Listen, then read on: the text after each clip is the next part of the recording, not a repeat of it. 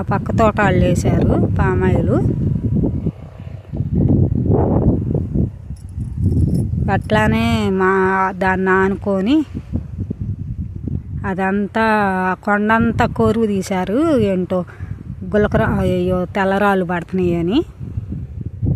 దానివల్ల మాకు చెరువులో వచ్చే వాటర్ కూడా తెల్లటి నీళ్ళను పంట పొలాలకు సరిగ్గా యూజ్ అవ్వవు.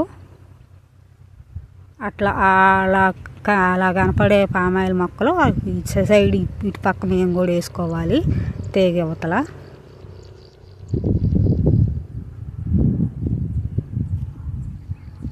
అదంతా పొలం అయితే ఆ తెల్లరాళ్ళు పట్టడం వల్ల ఎవరో కొనుక్కొని ఆ రాళ్ళు తీసుకుంటున్నారంట.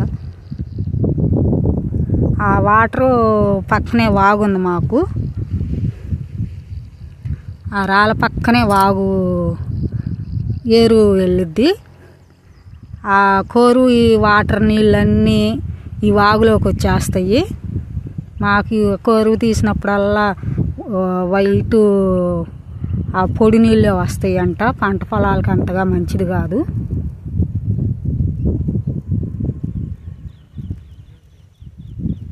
అదండి.